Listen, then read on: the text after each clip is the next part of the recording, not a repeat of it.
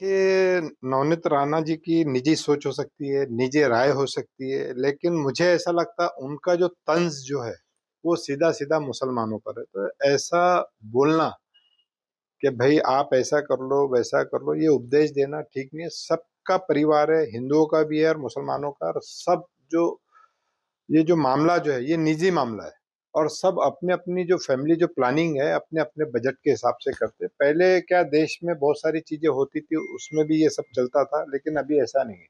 अभी जैसा मैं मुस्लिम हूँ, मुसलमान होने के नाते मेरे खुद के 2 बेटी है मेरे को। मेरे जो बड़े भाई है, उनकी 1 बेटी है। मेरा जो छोटा भाई है, उनको 2 बेटे हैं। मेरी जो बहन है, उनको 1 बेटा, 1 बेटी है।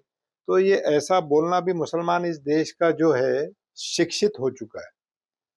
आप जो बोल रही है बिल्कुल ये गलत है कि 19-19 बच्चे जो पैदा करते, और बार-बार आप जो पाकिस्तान का जो नाम लेती, तो मैं आपको बोलना चाहता हूँ कि जो बेईमान मुसलमान थे वो चले गए पाकिस्तान। अब जो इस देश में जो मुसलमान रहता है वो है ईमानदार, और वो अपने आप को इस देश में, देश का जिस हिसाब से विकास हो रहा है, उस हिसाब से अपना भी वो विकास करना चाहता है।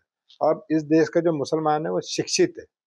तो आपको ये उपदेश देने की ज़रूरत नहीं है, और दूसरे को उपदेश देने से पहले क्या शुरुआत जो है वो अपने घर से करनी पड़ती है। तो दूसरे को उपदेश देना आसान होता है और शुरुआत करना बहुत मुश्किल होता है। तो इस देश में, ये देश जो है ये विकास की ओर बढ़ चुका है। इसमें ऐसे भाषण देकर महाराष्ट्र में या देश में तेढ़ निर्माण नहीं करना चाहिए।